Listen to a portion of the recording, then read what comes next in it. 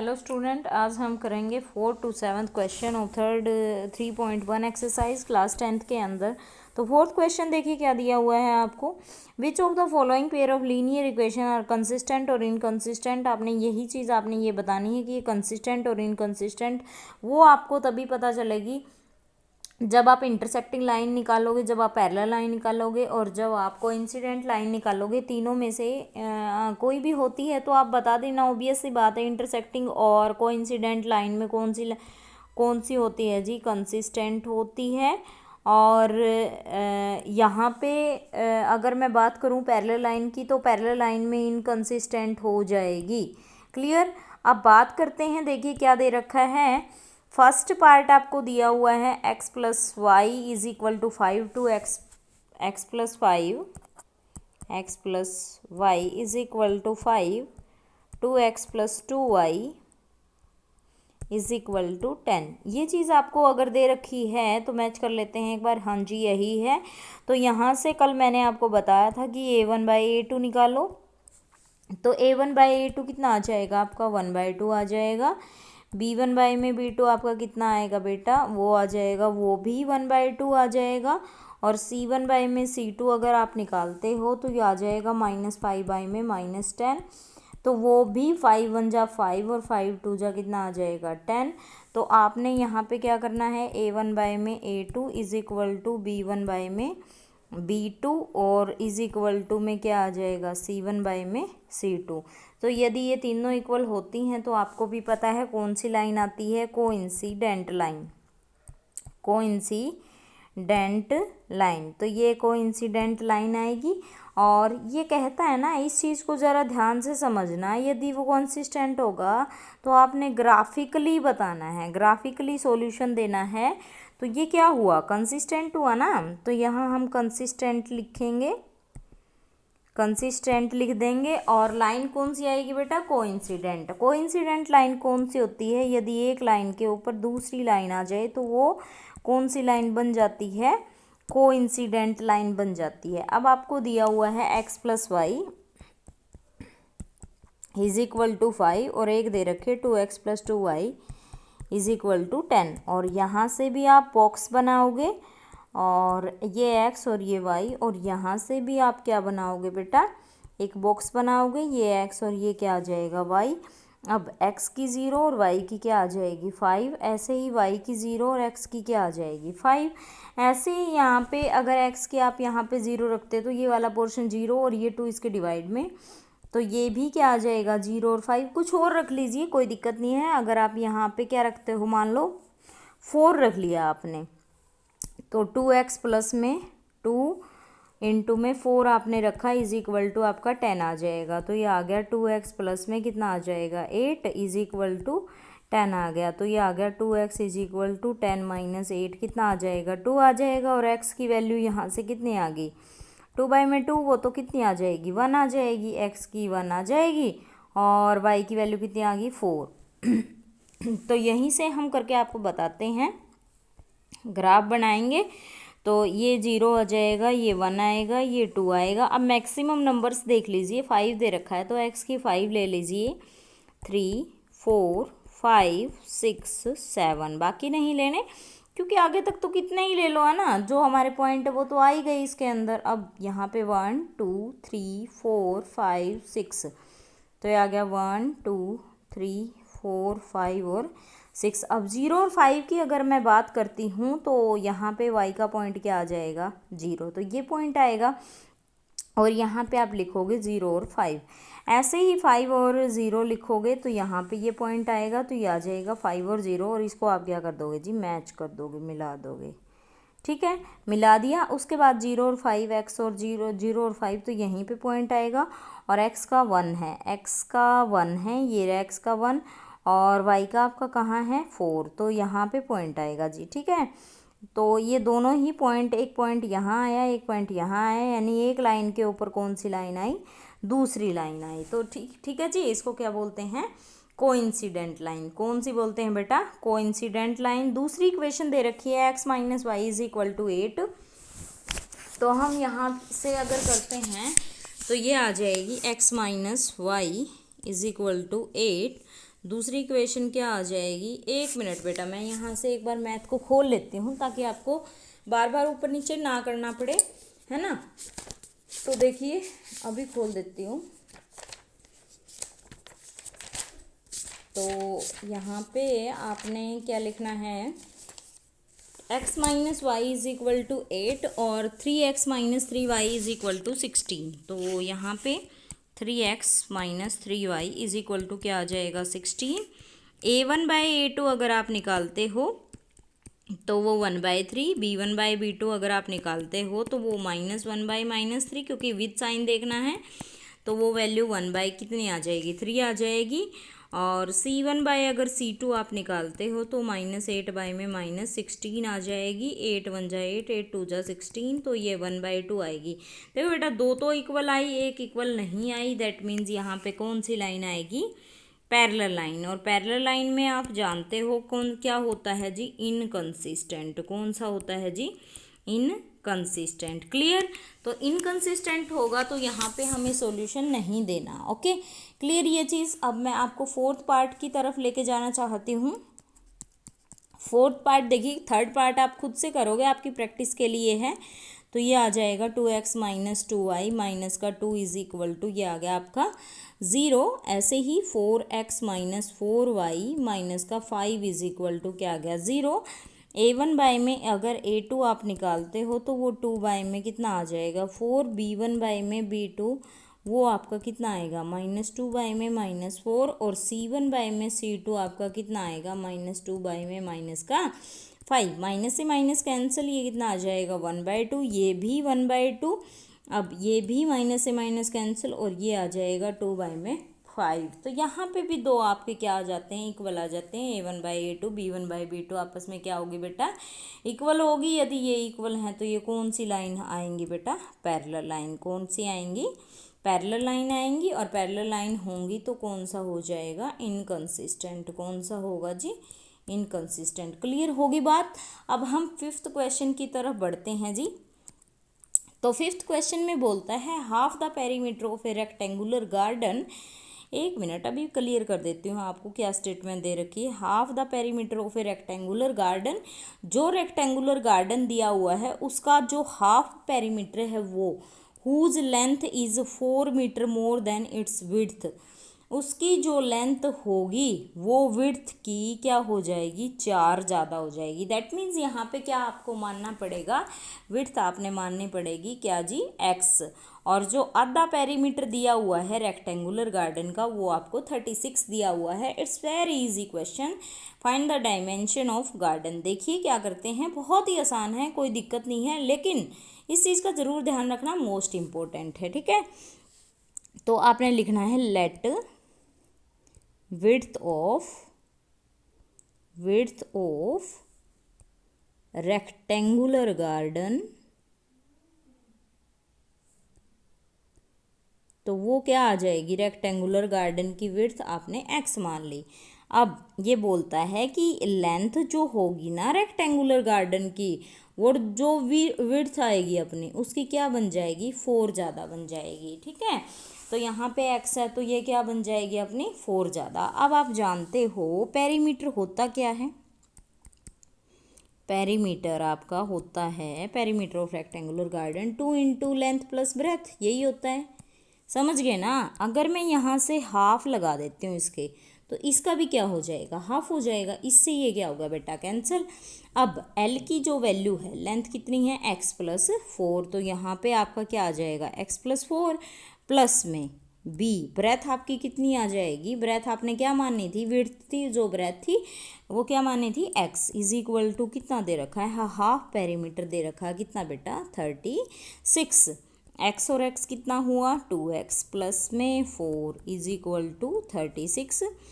2x is equal to 36, ये 4 इधर आएगा माइनस का हुआ, तो ये आ जाएगा जी 32।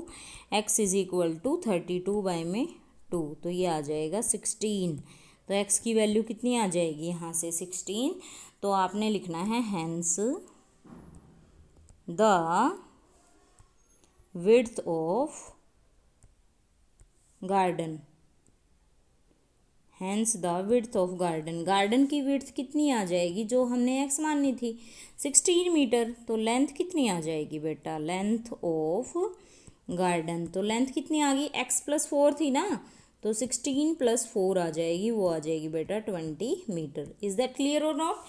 एंड जी बढ़ते हैं जी नेक्स्ट क्वेश्चन की तरफ। बहुत ही आसान क्वेश्चन है, सारे ही आसान क्वेश्चन है, कोई प्रॉब्लम आने वाली नहीं है आपको। गिवन द लीनियर इक्वेशन, ये लीनियर इक्वेशन आपको दे रखी है। राइट अनदर लीनियर इक्वेशन, कोई दूसरी इक्वेशन आपने लिखनी है इन द टू वेरिएबल, दो वेरिएबल के अंदर, such that the geometrical representation of pair so formed, जिससे ज्योमेट्रिकल रिप्रेजेंटेशन कौन सी बनेगी, एक बनेगी इंटरसेक्टिंग लाइन, एक बनेगी पैरेलल लाइन, और थर्ड वाली बनेगी कोइंसिडेंट लाइन। ठीक है, तो अभी लिख देते हैं। कहने का मतलब दे रखा है 2x + 3y - 8 तो आपको दे रखी है। चलो देखते हैं क्या करना है। 6th क्वेश्चन है आपको, एक इक्वेशन तो आपको दे दी, कौन सी, 2x + 3y - 8 = क्या, 0। एक इक्वेशन तो ये हमें क्या कर रखी है, दे रखी है। इसको एक बार साफ करते हैं, 2 अलग से लिखते हैं दोबारा। ठीक है, ये इक्वेशन दे रखी है। अब ये यूँ कहता है कि इसके इसी जैसी एक और इक्वेशन लिखिए जो इसको इंटरसेक्टिंग लाइन बना सके। देखो बेटा, लिख तो आप तब सकते हो जब आपको इसका क्या पता होगा कि इंटरसेक्टिंग लाइन होती क्या है। इंटरसेक्टिंग लाइन होती क्या है बेटा, मैंने आपको पहले ही बता रखा है, a1/a2 ≠ b1/b2 और ≠ क्या आ जाएगी, c1/c2, है ना। तो एक ऐसी इक्वेशन लिखो कि जिसमें ये तीनों ही इक्वल नहीं आएंगे।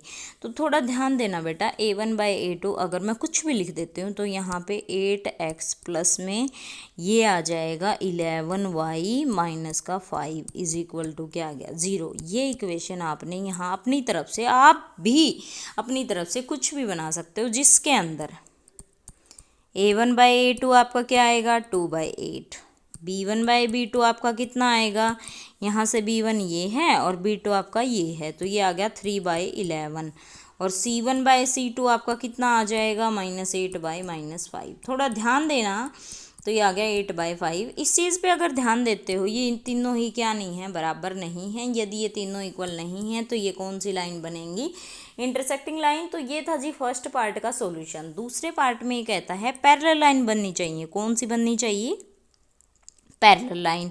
अब पैरेलल लाइन का आपको पता है कि a1/a2 इक्वल है b1/b2 के, बट थर्ड वाली इक्वल नहीं होगी, c1/c2, है ना। तो दोनों इक्वल आनी चाहिए। ऐसी इक्वेशन इसके साथ में ऐसी इक्वेशन लिखेंगे तो ये एक तो यही लिख लेते हैं, 2x + 3y - 8 = 0। तो दूसरी वाली इक्वेशन क्या बनेगी, तो ये एक 4x ले लीजिए, यहाँ पे 6y ले लीजिए और यहाँ पे प्लस का 11 ले लीजिए, = 0। दूसरी इक्वेशन ये बन गई। अब इससे पैरेलल लाइन कैसे आएंगी, आप बोलोगे जी a1/a2 यहाँ से कितना आ गया, 2/4, b1/b2 कितना आ जाएगा यहाँ से 3/6, c1/c2 कितना आ जाएगा आपका -8 प्लस का 11, तो ये आ गया 1/2। ये भी कितना आ जाएगा, 1/2। तो यहाँ से a1/a2 इक्वल है b1/b2 के, बट नॉट इक्वल है c1/c2 के। यदि दो इक्वल और एक इक्वल नहीं होंगी ना, तो यहाँ से ये कौन सी बन जाएगी, पैरेलल लाइन। कौन सी बन गई, पैरेलल लाइन। यही हमने क्या करनी थी, लिखनी थी। अब तीसरी बात कहता है कोइंसिडेंट लाइन। थर्ड पार्ट यहाँ पे करते हैं। तो कोइंसिडेंट लाइन में आप जानते हो कि क्या होती है, एक इक्वेशन तो यही लिख लेती हूँ, 2x + 3y और -8 = क्या आ गया, 0। तो ये कहता है कि जो थर्ड वाली है ना वो भी सेम आनी चाहिए। तो आप यहाँ पे क्या लिख सकते हो, 2 3 जा कितना होता है 6x, और 3 3 जा 3 से मल्टीप्लाई करते हो पूरे को, तो 3 3 जा कितना हो जाएगा 9y, और 8 3 जा कितना हो जाएगा 24 = कितना आ जाएगा 0। तो यहाँ से a1/a2 कोइंसिडेंट लाइन वो होती है बेटा जो तीनों ही इक्वल आ जाएं। a1/a2 वो आएगा 2/6, वो आ गया 1/3 कैंसिल करने के बाद।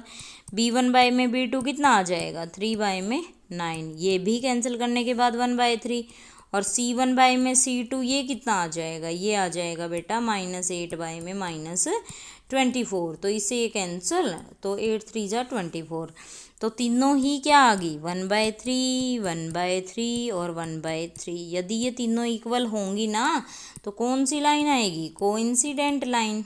ठीक है, था ना बहुत इजी क्वेश्चन।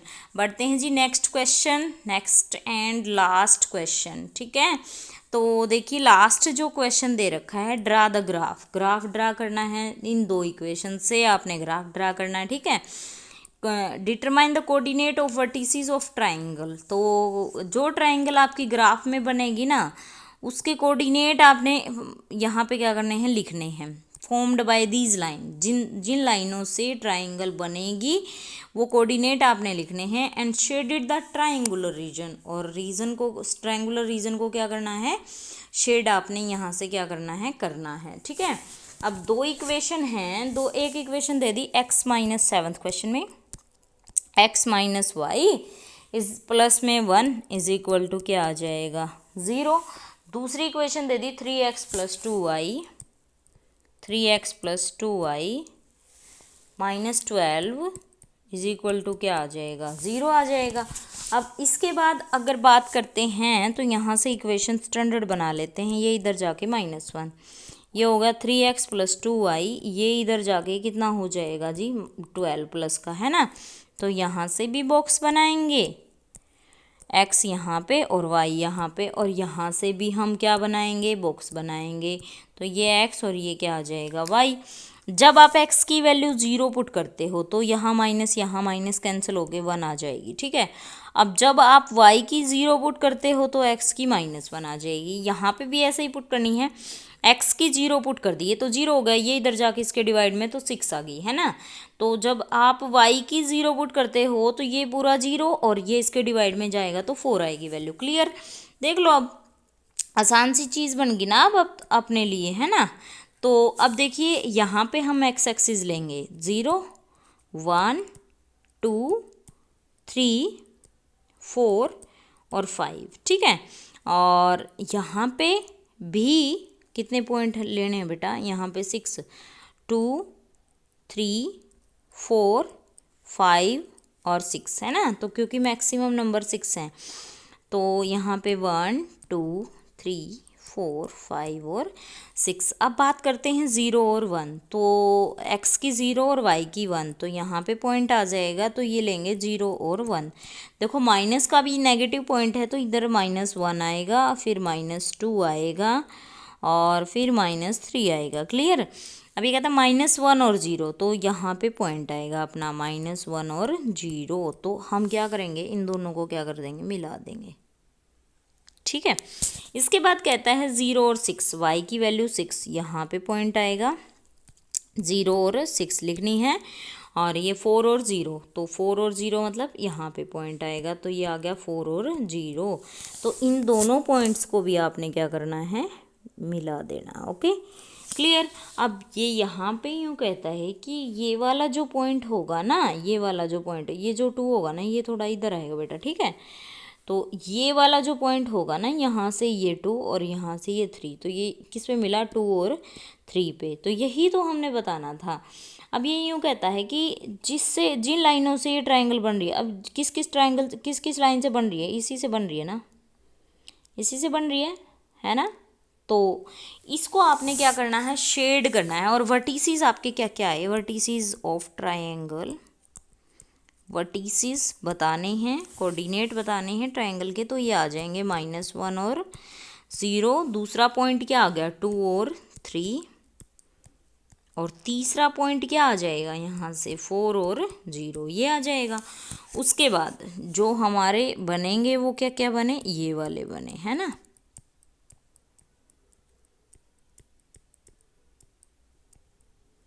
ठीक है जी,